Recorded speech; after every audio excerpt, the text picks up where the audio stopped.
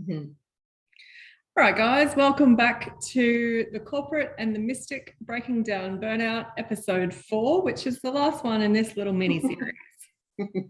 I'm kind of a bit sad, to be honest. I've really enjoyed this conversation, and I've really enjoyed, and I know you have too, Ange, our inboxes. Gosh, Right. it's just inspired some really deep and expansive inquiry for so many of us. It's been so good. So thank you all. Yeah. So today's topic is life beyond burnout. And there is. Yes, there is. We're living proof. So we're going to talk about this in three ways. One, building a supportive community around you. Two is this idea that Jen and I both very strongly believe that not just breaking through burnout, but living a really good quality life comes down to self-responsibility and self-trust and the healing and self-love that comes from that. And then we're going to offer you some tips for, in terms of what our suggestions for finding ongoing support would be, and little things that you can do to keep yourself on track, in good shape. And like always, towards the end of the call, there'll be time for questions. So if you want to drop those into the chat or the Q&A, no matter which, we'll find them and address them towards the end, inviting your comments along the way. If you haven't done so already, connect with us on socials. So we're both on Facebook, we're both on Instagram. If you search Jennifer Forster, you'll find a beautiful picture of Jen, and the Ange Koning on Insta. You'll find us there. And there's stuff that we share in this space all the time. So if you haven't connected with us there yet, you're more than welcome to. And LinkedIn as well. And LinkedIn, yes, I was just going to say, and LinkedIn, of course. Yeah. All right. Let's start with this idea of life beyond burnout. Well, maybe we can just make some introductory remarks, Jen, about what our lives have been like beyond burnout. Yeah, I think so. I think that's a beautiful place to start. I think for me, being in burnout, two things. I didn't know I was in burnout, and coming out of it, the very distinct and clear difference was what gave me the access to be in prevention mode and not slip back into it. So there are some really key things that are just so important to me in my life. And one of these things I'll talk about in a moment, but the number one thing that I guard these days with my life, because my life does actually depend on this, is my energy. My energy is the number one thing that I just won't compromise for anything or anyone. And that's in itself been a huge part of, living, really aligned and happy and peaceful. And I couldn't have known it could have had such an impact, just that one thing. What about you? Yeah, protecting your energy. I love it. Life beyond burnout for me has been the shift out of struggle and into alignment, creation, expansion. So it's shifting away from problem-solving mode, how do I solve problems in my life or business, to now, most of the time I just don't attend to those things unless they really deserve to be solved. And what I'm focused on is where I'm going, what that future looks like, how I feel on the journey to it. Yes, protecting my energy. Yes, choosing, and that means for me choosing how I spend my time, but it also means working with the flow of my energy in terms of my priorities. So I kind of prioritize my life in a way these days that allows me to trust myself, which we'll get onto in a minute, that the right things that deserve my attention today will come up. And I don't need to be constantly doubting if I've done enough or if I've covered everything. I trust that the right things will emerge for my attention, and that's how I roll. I love that, Ange. Yeah, I love that. And it's a beautiful segue into the two key pieces, which we did touch on last week. So if you haven't listened to the replays, do go back and listen to them. Episode 2 and 3, judging by my inbox, are the two that just everybody's mind. So do take them in. But we were talking last week about self-trust and self-responsibility being the two key elements that really underpin alignment and keeping in flow and staying in flow and being able to be in that state of grace and space in your life, which, is where you're burnout free. So to start with self-trust and just coming back to what you just said, knowing yourself deeply and knowing, what is important for you in your day is really a key starting point there. So, and knowing yourself, I actually wrote down on my little notepad today, know thy true self. I did a program a couple of years ago called Know Thy True Self. But knowing thy true self is how you really develop self-trust. And there's ways in which you can do that. And some of the ways I've done it is through understanding my own energy in correlation to my cycle. Now, this is kind of getting into a whole separate conversation, but it's, for me, been critical to self-trust, because when I know my true self, thy true self, I trust that part of me. And so understanding my energy flow and my energy cycles and where that information comes from has been key. And I know, Ange, we talk about this in our, when we're on the mountains and stuff together a lot. But knowing your cycle is going to be critical in understanding your energy patterns as well, because everybody, not just women, but women are pretty blessed because they've got this little code that they can come to know through their cycle. And whether you still bleed or whether you are in menopause, you still have a cycle. So do men. And inside of that cycle, when you can begin to know that, and I'm just in my head, I keep hearing to share. I have a PDF on this. So if anybody would like the PDF on this, I'm more than happy to send it out to you. I won't send it just randomly with the replay, but if you're watching this or watching this now, shoot me a message and I'll send it to you. But it's how to help you understand your own cycle of energy, because we're not meant to be producing all the time, and I use the analogy of an apple tree is how I help people understand this. If you look at an apple tree is not designed to be producing apples 24/7. It has a season, as do we have seasons of productivity and seasons of when we need to rest and regenerate, and seasons of when we're blossoming new ideas and creativity. We too have that as well. And when we can know ourselves at that level, then we can work with our energy on a month, month to month as well, which makes you so incredibly productive. And you stop beating yourself up for when you rest, because you kind of know, wait a second, hey, I'm not meant to be producing apples 24/7 here.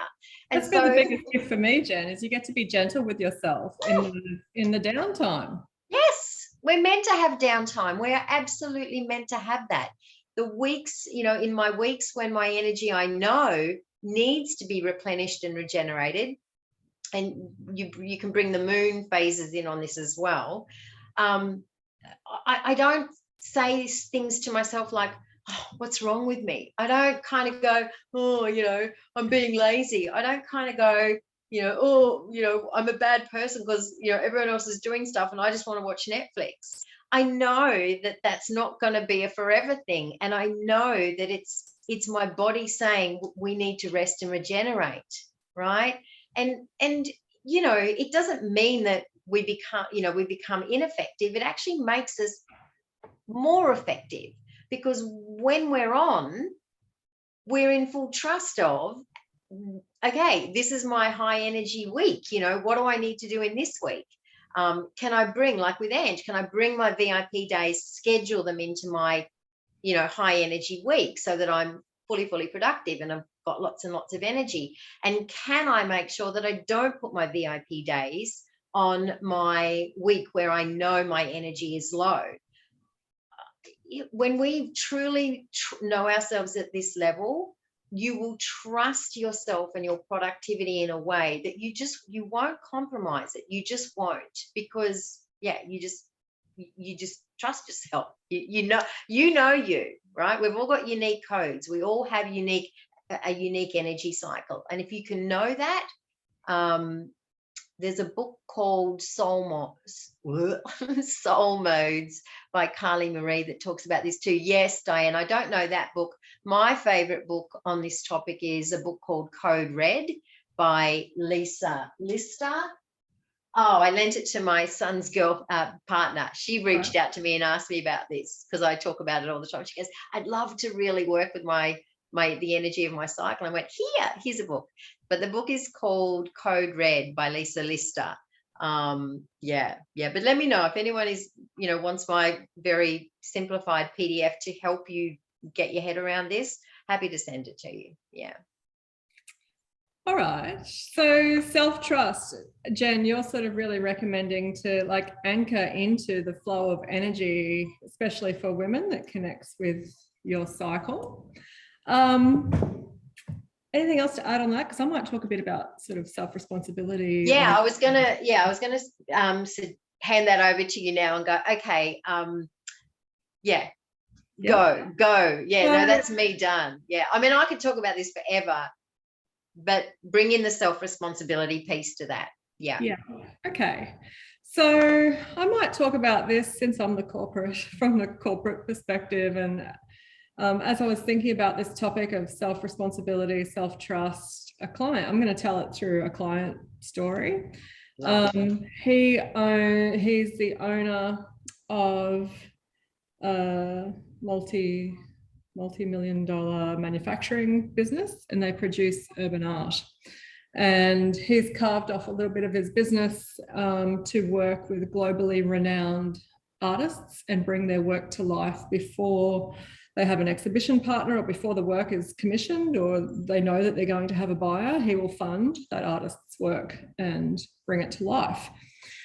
Now, he's in a manufacturing business, but he's truly a creative at heart. And what he's had to come to terms with is, hey, Mel, thanks for joining us. Yeah, I know. I was just going to say, hi, Mel. What he's had to come to terms with is the balance of freedom and responsibility, because his artistic, creative side really wants the freedom to expand and create and be global. Like, he's not just in the States, he'll be expanding into the Middle East and Europe soon. And the other side of that, though, is responsibility. And this is where he's been beating himself up, because he hasn't regarded himself as a good businessman, right? He's regarded himself as the artist.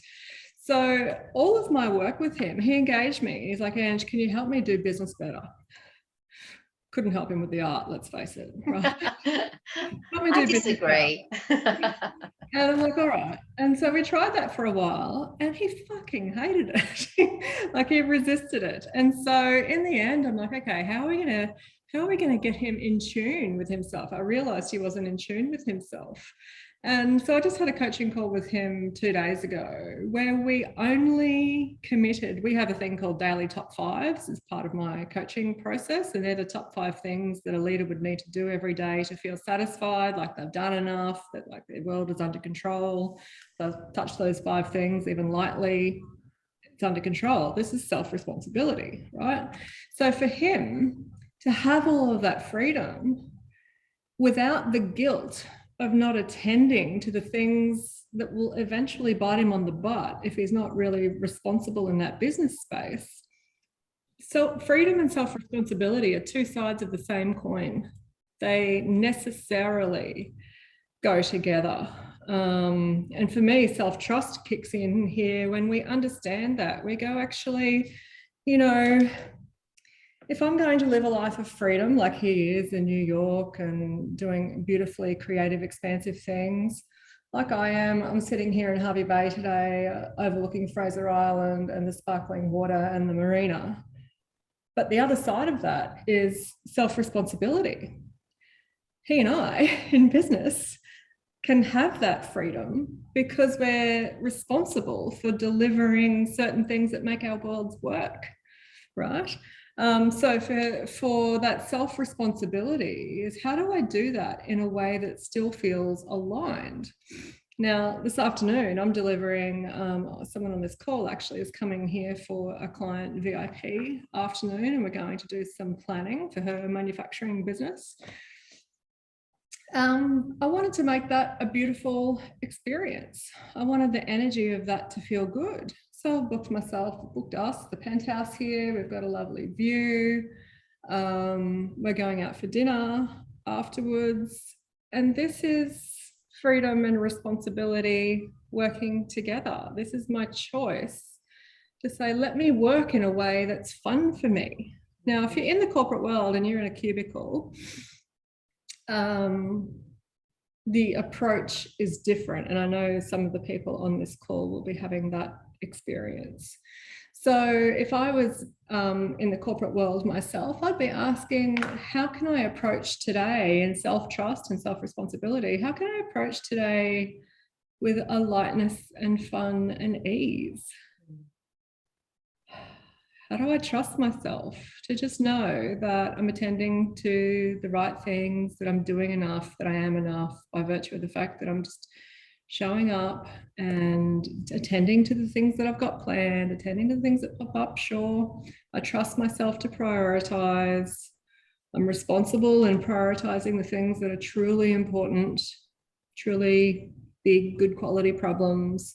I'm not always going to devolve into the shitty little administrative churn problems just so that I can feel productive and tick off, you know, productivity on minor tasks. I'm going to trust myself to focus on the big important stuff.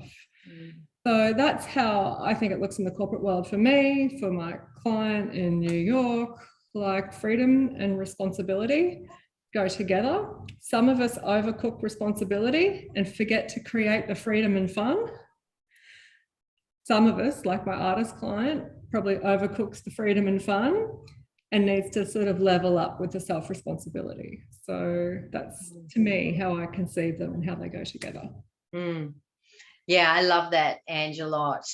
And, you know, like with all of this, there isn't always a one size fits all with this. So, you know, what might be self-trust and self-responsibility in your world, and you know, whilst I tongue-in-cheek call myself, you know, I've been dubbed the mystic, most of the women that I work with are you know, they're high-level leaders, they're CEOs, and you know, they're not engaging me to help them make more money or a better life. They engage me to help them love that life fully and live really alive and really connected and really you know, inspired. And so it can look different for different people. You know, trusting yourself to me is about knowing yourself fully, which I've just articulated. And then when you know yourself at that level, when you know how you want your life to look, you then get to step into what is the self-responsibility piece that needs to come into play for me to bring this into a lived embodied experience. Because most of us know the life we want, or at least the lifestyle we want. And for me, how I did this for myself, I didn't do it the way I was conditioned by the business gurus for the majority of my, you know, startup entrepreneurial life, which was make the money, then have the life you want. To me, that is the most bogus piece of information that anybody ever gave me. I'm speaking for myself here. If it worked for you, that's amazing. But what happened for me inside of that is I worked and worked and worked and worked and worked and made lots of money and but I never got the lifestyle. So I'm chasing this thing that my soul just deeply desired. And I never got there because I got so pulled into the hustle and the grind of, create the money, then you get to have the lifestyle. So I flipped that completely. And that's when I left the corporate world and I created the life I wanted, exactly the way I wanted. And now I've built my business around that. Now that took an incredible amount of self-trust to know myself and then be self-responsible for knowing and hearing fully the life I desired and then being a bloody stand for it. I was laughed at by a lot of people in the business world because I decided that I just wasn't going to do it the way it was being done. And I had to be a stand for it. I had family. Some of my family thought I was a little bit nuts because I chose to do it differently, but I chose to do it in a way that was a full body yes. And I didn't ignore that. And I didn't go, yeah, I felt that, but everyone else is doing it this way, so I'm going to do it this way. Yeah, it can take some steps, and people like Ange and myself, this is what we do now to support people to be able to create that level of life for yourself, because it's possible. It's totally possible. But we have to be willing to step away from, what I call the earn, burn, and churn that is sold to us as the only way, because it's not. And the earn, burn, and churn is the thing that is creating this endemic of burnout in our society. That's my soapbox moment. I think, as I'm listening to that, I'm like, what if, the earn, burn, and churn promises, the conventional, conservative, traditional thinking has been the earn, burn, and churn promises lifestyle at the end, right? If you're still alive at the end, congratulations, you might get to retire into that lifestyle and you probably might know what to do with yourself. What if it's the opposite though? What if living into the life that you love and creating that and making decisions every day? Like I've come to Harvey Bay, I could have stayed in a shitty little drive up to your door motel and maybe save some money. But I can tell you that my energy for today's VIP session with my client would not have been in the same place, right? So what if living into the lifestyle delivers a better quality energy that is aligned for you, and then you can create things in business well beyond the earn, burn, and churn that you'd never even previously dreamed of, because you haven't been allowing yourself to live into the lifestyle. I wrote a post on LinkedIn today saying leadership can be easy. You just have to stop doing the shit that makes it hard. I don't think I said shit on LinkedIn, but I could, I suppose. It's a good tip. I probably would have. And so living into the lifestyle for me means stop doing the things that make it hard.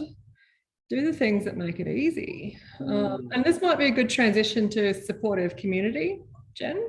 Yeah. I love what you just said, Ange, so much, because what if we've been doing this the wrong way around? And one of the things I just wanted to touch on with what you said, especially about choosing the penthouse versus, the drive up motel, the energy and vibration that will flood your body with.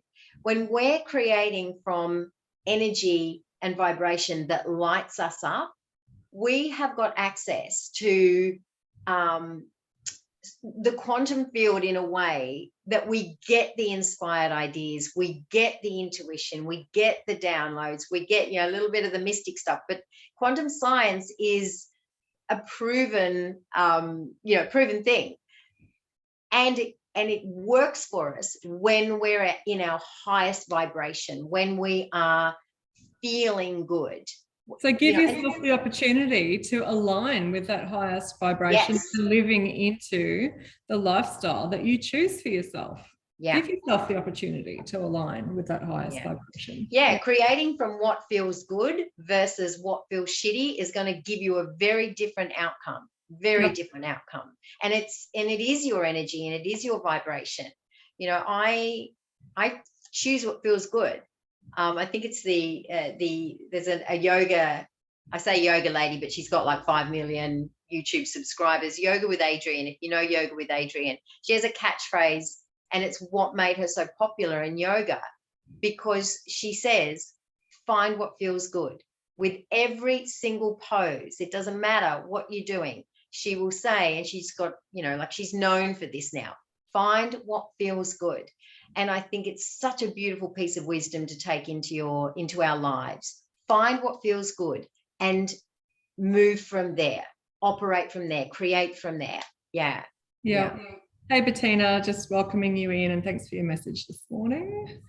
And just coming back to community, Ange, for me, really briefly, creating a supportive community is having conversations about this, expressing your needs openly with your family, with your teams. I'll leave the team side of things for you to speak to, Ange, although it's the same in family. You know, if you're saying one thing to your family, but doing another, you know, if you're saying, I used to say to my kids, the best example I can give you here is, I used to say to my kids, you know, do what you love and success will follow. I used to, you know, be carry the placard around for that. That's not what they saw at all. They saw me burning the candle at both ends and in the middle, and not living happily.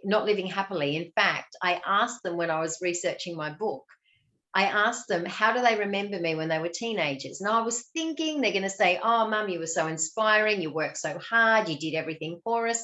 I asked this question independently, and they gave the same answer. And this is leveling for me. But the answer they gave was, they remember me being sad, angry, and tired. Both of my kids. And I received it. I fully received it, because it doesn't matter what we say to our communities, to our people. They're watching what you do. And so to create a community that supports you, it's not so much what you say, it's who you be and what you call in for yourself. And you'll be teaching them that as well. Yeah. Yeah. I love that. The idea that living, I guess, just living into your standards, is a model for everyone who is watching, and for everyone who is watching that you don't know is watching. On supportive community, for me, I've got 3 things. The first one is raise your fucking standards. So she won't say it on LinkedIn, but she'll say it here. Can we just all note that? Write that down. Raise your fucking standards. And that means that I just don't have people in my world who feel misaligned, overly critical, in the poor me, who live 24/7 in the poor me victim mindset. We all visit there occasionally. They don't get called back. They don't get very quick responses to their texts. Sometimes not at all. I don't accept invitations. I don't create invitations out of obligation, right? And in business, raising your standards means hanging out with, if you've got I had a client, a VIP client on Monday, we had a day together at the Emporium, and she's in a business that just has a struggle story. It's a government-owned utility, and she's surrounded by people who have struggle stories. She needs a different community to belong to, belonging being a core human need, that has better quality conversations, that has more expansive conversations, that allow her to, experience the world of business, in her case, at a much higher standard. And so I say, raise your standards, curate and filter your community. And that's, you're right. Will everyone like it? No. Mm-mm. Will some people notice? Yeah. Might you get a bit of flack? Yeah. This goes back to protecting your energy and trusting yourself that you're doing the right thing. Allow people to come and go and move through your world. Not everyone has to come and stay.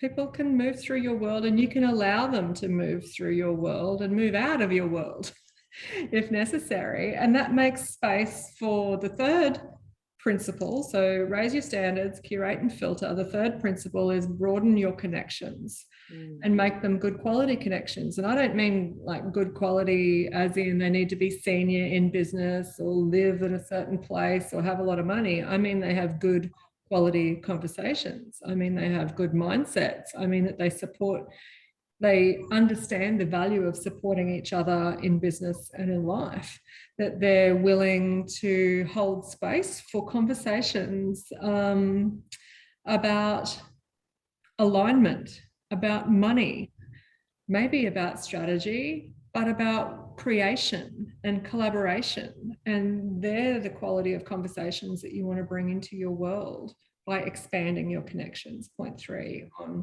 building a supportive community. I love it, Ange. Absolutely love it. And what I would offer, because what I get asked a lot when I share what Ange just shared, is what about family? It's a question that comes back to me quite often, but what about my family?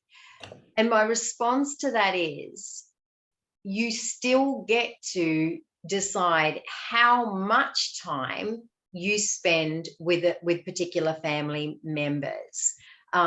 You still get to be in full self-responsibility about making sure that when you do be around particular family members that may have a low vibration or a low energy, that you do that at a time when your energy is really, really high. Make sure that your environment, meaning, your personal environment, is optimal. You've had enough sleep, you've had enough rest, you've had good nutrition, that you are high vibe, right? When you do spend, and that for some of you, that might be early in the morning is the time to do that. It might be late in the afternoon. But the self-trust and self-responsibility comes down to making those choices. Yeah. Sometimes my sister will ring me, and I love both my sisters dearly, and I sometimes won't take the call because my energy, I may have spent the whole day working with clients or whatever, and I know that it's not going to be of service to her, and it's absolutely not going to be of service to me. Whereas many of us will take the call and go, oh, I really have to because it's family. I mean, you all are sovereign humans, and you all get to make that choice. That's my offering on that. Yeah. Family. I agree. Like when the choice is, it's sort of that freedom, self-responsibility again for me. It's when the choice is, do I betray myself to spend time with people whose values are misaligned? Geez, I don't know why you most often find them in your family. Yeah, I think my take on that is, why are they our family? Because they're also our greatest teachers. It's where we actually get to learn. We really do. We get to become these expanded versions of ourselves if we can know. Our family can be our greatest teachers. My 2 children have been the greatest teachers in my own self-development of any 2 humans on this planet. Yeah. So when it comes to betraying myself and not protecting my energy to spend time with family, often I'll just choose not to. And when I choose to do it, I make an active choice to hold space. And if I know it's going to be difficult, I'll hold that space for a certain period of time, and then I won't overcommit to staying, whether it be days or hours or whatever the time frame is. And the self-responsibility is, okay, I do feel a sense of responsibility towards some parts of my family, and and so I show up for that. But it's really about doing it in the most aligned way. Sometimes I'm not always 100% aligned around my family. I choose the most aligned way I can access.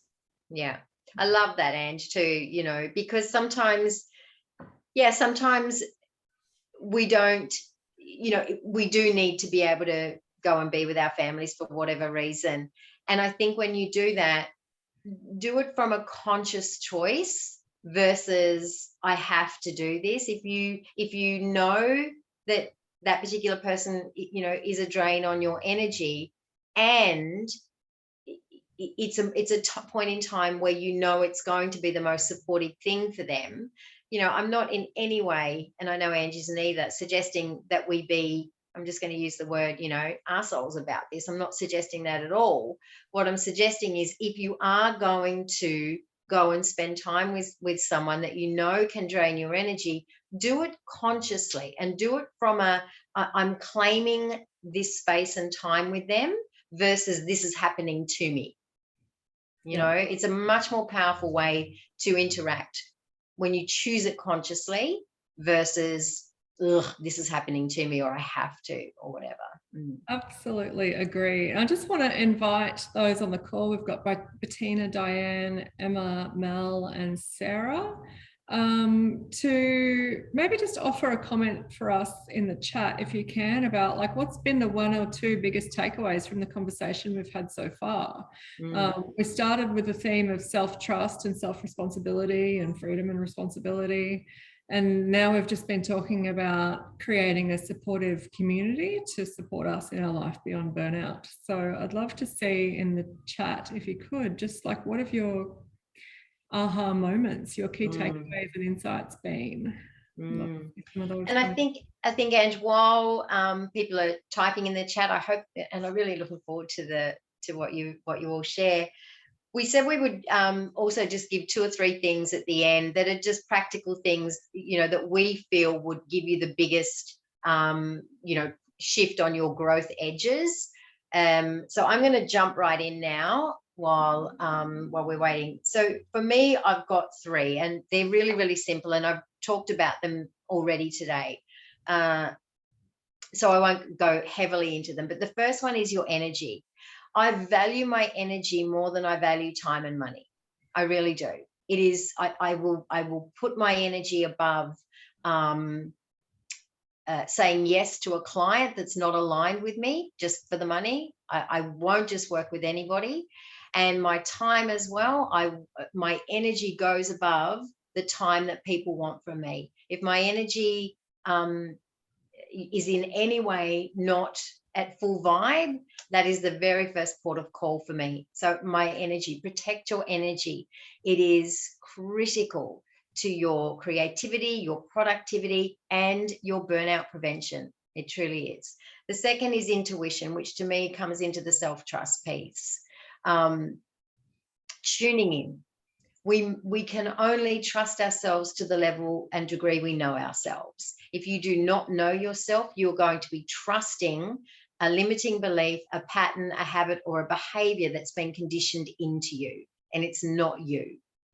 So the only way we can truly know how to trust ourselves fully and know ourselves at that level is through our intuition, tuning in to your soul voice, right? And in episode 2, we shared the soul voice meditation, so go back to that. And the third piece for me, and I did a little Facebook Live on this morning, and it dropped in because it's something that I do naturally, and I don't think too much about it. I start my days full. What does that mean? It means that I do something in the very start of the day before I open my phone, before I dive into my day, that is going to put myself into a state of fullness. This morning, I did a quick, actually, I did a long walk this morning, but sometimes I just do a 10, 15-minute walk, and it just fills me up. Sometimes if I haven't got time to walk, I'll do a 5-minute soul voice meditation, which I shared with you in episode 2. But I always start my day before I start my day full, because then I don't end my day depleted. Yeah. So they're my 3. Beautiful. Thank you, Jen. I love those. I'm taking some of those on board. I really like, this morning's share of starting the day full. Absolutely love that. It doesn't have to be anything big, you know, like, and I know you know this, Ange, you know, starting your day full truly can be done in 60 seconds just by stopping before you get out of bed and just closing your eyes for 60 seconds and just starting your day here. Alignment. Yeah. Just noticing the comments coming in. Emma's saying definitely the people who I decide to spend my time with, acknowledging that our energy cycles, yes, finding what feels good and feeling ashamed, struggling to find a clear answer. I'll comment on that in a second, Sarah. I've been there. Me too. Oh my gosh, me too. I didn't know what felt good for a good decade of my life. Yeah. Recognizing what burnout really is, self-value and respecting boundaries. Yeah. Sarah, I'll just come back to you, offer a small tidbit before I go to offer my 3 things for like ongoing support of yourself. Give yourself permission to explore, fuck it up, get it wrong, change direction. You know, when I didn't know what felt good, I learned to dive. Turns out I didn't like being that far underwater. I climbed mountains, and at the time, it is for me now, but it was not for me then. I love that. I tried to do arty things, which I have returned to, and let's just say I realized I'm not an artistic genius. And then one day I said, what did I like when I was little? I loved horses. And so I booked myself into a trail ride. I went back every weekend for 3 years. Then I adopted my own horses, who've been with me for 11 years now. And allow yourself permission to explore, Sarah, so that it's less self-responsibility, more freedom in your case, more freedom to explore, get it wrong, change direction, and it will lead you to the next thing. So that is my advice on finding what feels good. I love that, Ange. Yeah, and I think, yeah, you touched on it beautifully. You found it when you went back to when you were a kid. You know, if we are struggling to find what feels good, just spend a few minutes daydreaming about when you were a kid and what were the things that you loved to do. There will be a way of bringing an adult version of that into your day, you know. Yeah. Just give yourself the permission to explore, I think, is the thing. So my 3 things for sort of ongoing support, and they're things that I live myself. When I'm supporting myself, I'm leaning into expansion and creation and feeling good, and I'm leaving my struggle story. So leave it behind. I just don't engage with it. It's like not reading the newspaper, because I think it's not full of good quality news anymore, if it ever was. It's like, it's the same reason I don't watch A Current Affair, because I think it's often stupid people doing stupid things. I don't engage with it.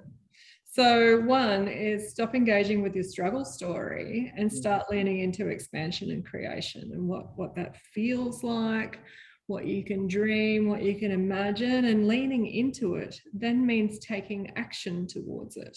So what does expansion and creation look like for you at this time? Is it a weekend away? Is it planning your next overseas trip? Is it planning something you'd like to create in your business or the business that you're in? What does that look like for you? What does that expansive energy lead you towards? What's possible, right? Number 1, expand and create and get out of the struggle story. Number 2, same as Jen, tune into yourself and stay aligned as a priority, even when you think it won't be popular with others. At the end of the day, big growth edge for me. At the end of the day, you don't really owe anyone anything, and they don't owe you anything. So being self-responsible is being responsible to yourself. Yeah. So leaning into that alignment and staying tuned into yourself. And then the third one for me is find mentors. The mentors I hired maybe 3 weeks ago have opened up and held space for such expansion in my life that if they never said another word to me ever again, which won't be the case, but if that was the case, I would be so grateful for what they have opened up for me. The the mentors I've hired in the past, I've had several. I made a video about it a few weeks ago. Probably invested 60, 70 grand into mentoring over the last 7 years. That's not other courses, that's just mentoring, maybe more, I don't know.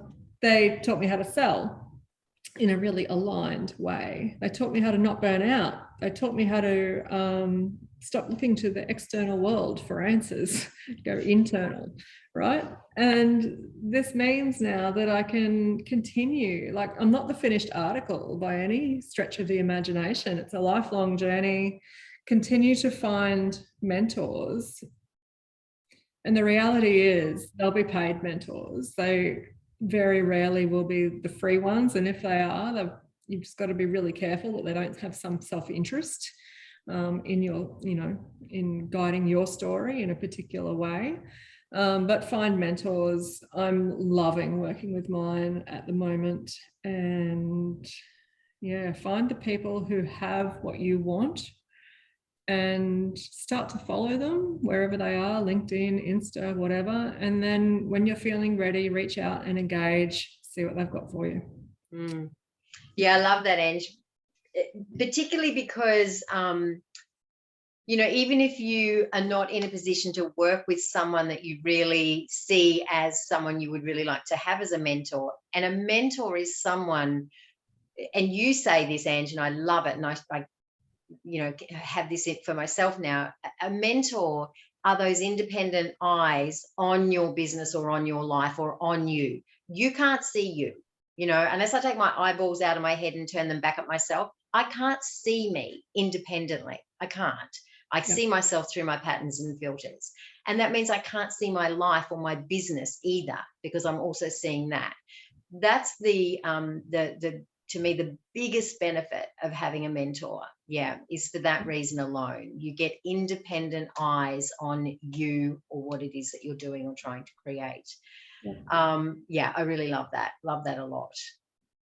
I think their investment, if they have an agenda, it's that your success becomes their success.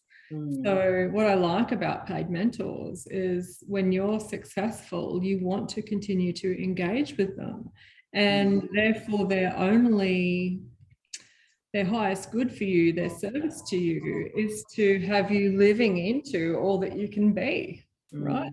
If you're not ready for that and you're stuck in your struggle story, don't waste your money on mentors. Wait until you're ready to go, I'm done.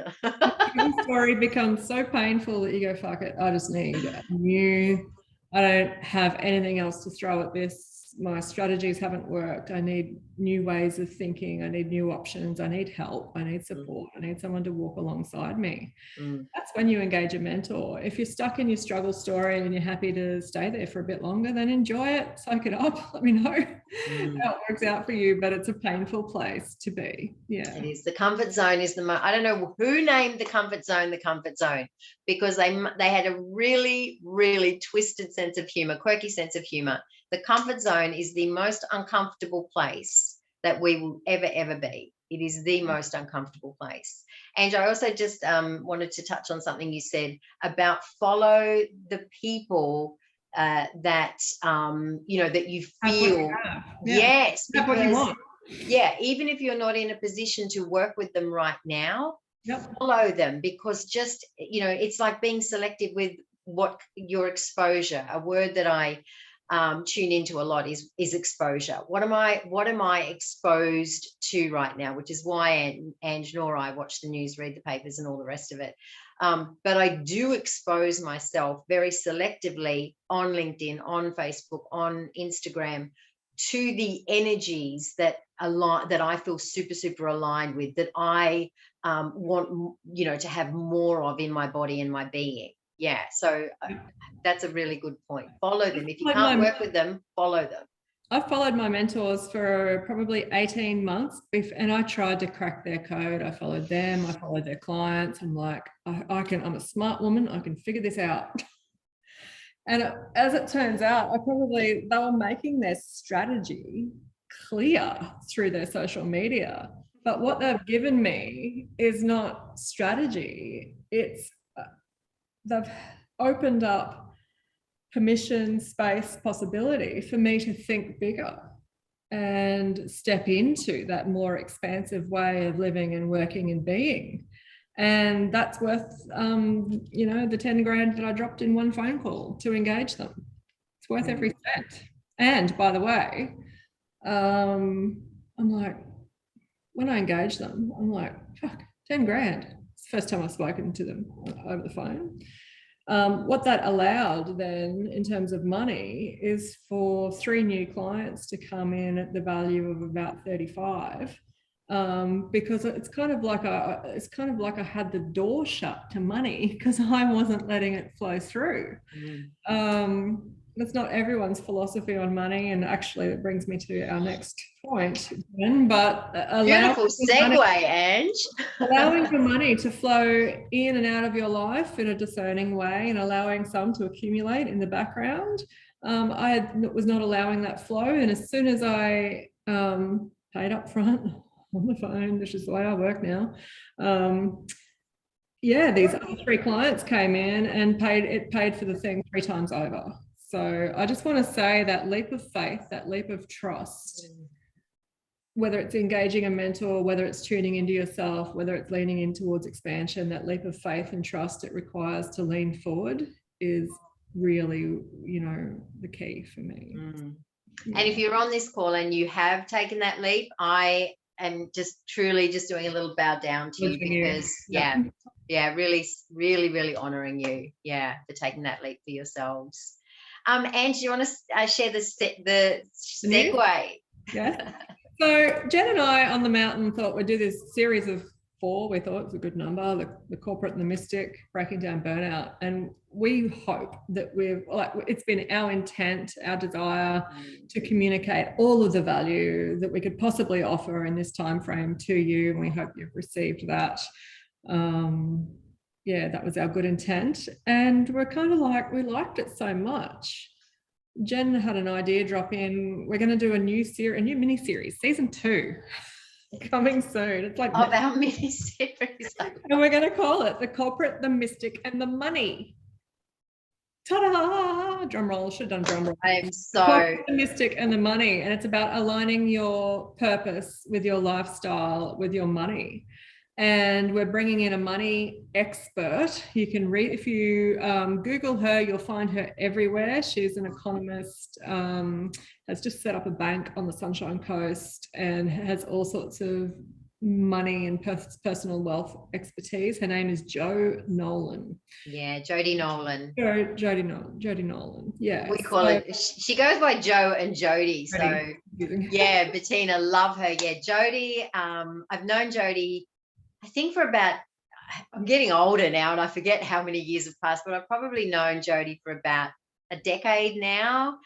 She spoke at a program that I ran about 3 or 4 years ago now, and we just connected randomly about doing something like that again at Christmas time. And lo and behold, this all came about in just wouldn't that be the coolest thing ever? To get, again, tongue-in-cheek, the corporate, the mystic, and the money, because they are all connected. They are not separate things. They're all connected. Yeah, I love that, we're putting money on the table, because it's like what we intended to do with this series was discuss the undiscussables, and we wanted to remove the shame around burnout and to sort of normalize and then challenge the experience of burnout through discussion, through talking about it, through being really raw and open and honest about how it is. And money is one of those undiscussable things. And because we don't discuss it in our households quite often growing up, we don't have any wisdom, we don't have any strategies around money. If it wasn't discussed in our upbringing because it's not polite, then what are we left with in our adult life, and how do we learn that? And that's why we're bringing Jody to the table, the corporate, the mystic, and the money. And that starts in, I want to say, about 2 or 3 weeks' time, Jen. Yeah, 17th of March. It'll be this. We're going to keep it at this time slot. Seems to work. There'll be recordings and replays. I will put a link for everybody who's caught the replay in today's email. It may be missing a graphic.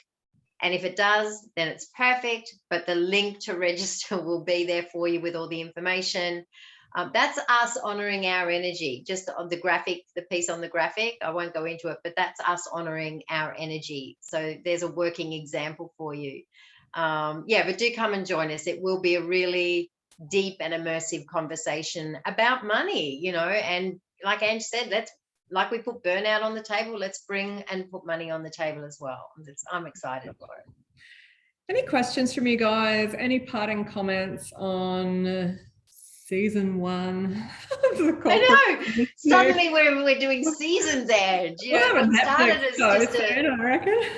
And can I just say, this is a beautiful, beautiful example, lived example of what we've just been talking about today.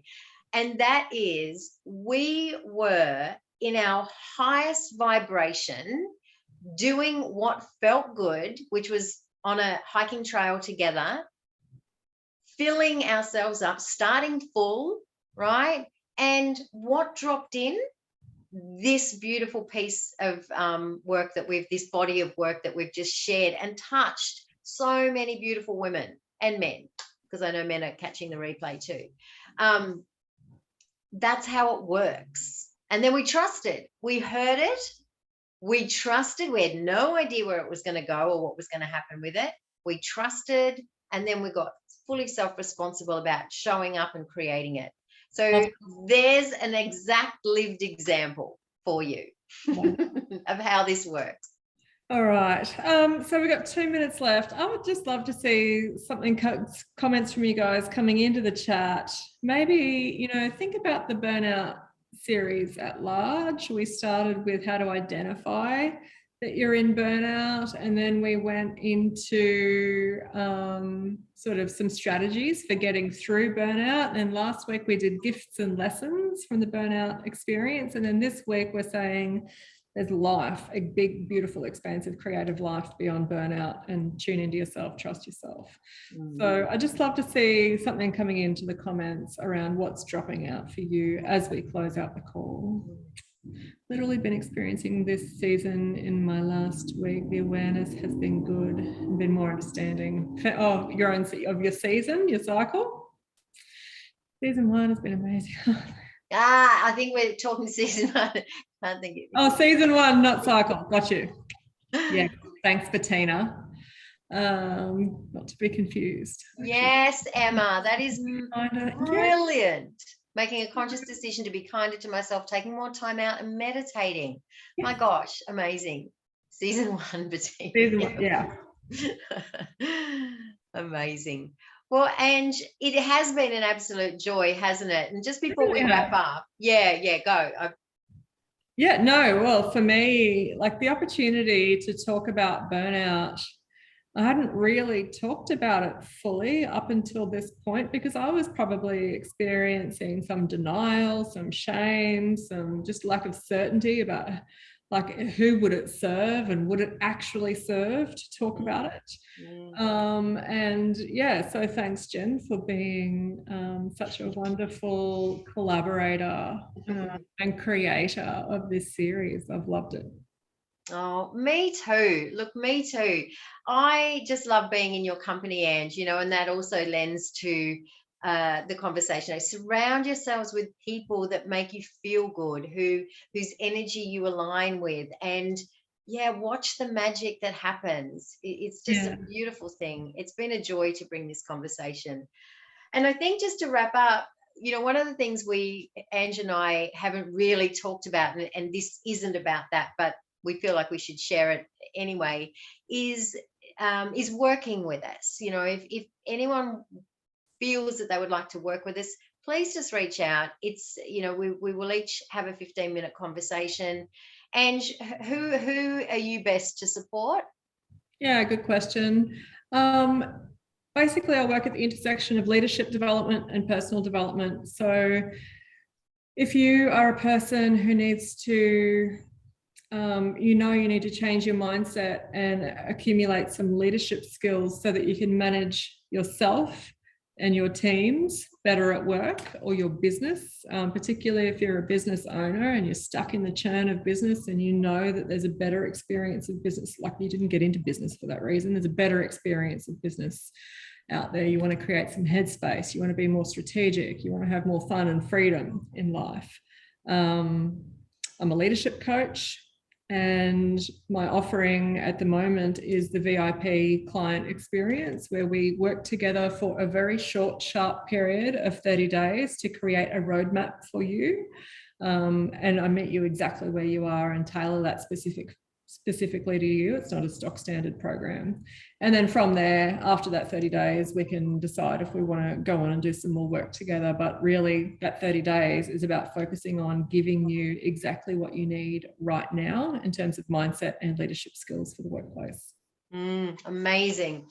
And I think we said at the start, Ange and I work in very similar space, but it is slightly nuanced. So for me, I also work at that intersection of self-development and self-leadership. So the work I do with women is to support them at a foundational level. So if you feel that you may have some limiting beliefs, some conditioning, some patterns, some programs that you've taken on, and you are currently living as a version of you that doesn't feel true for you, then I would probably be the person that you would want to come and see right now, to clear that. If we really want to create something that we are fully aligned with, that comes from an aligned version of us, we must clear our patterning, our conditioning, our limiting beliefs at the root cause, at the level of the unconscious mind.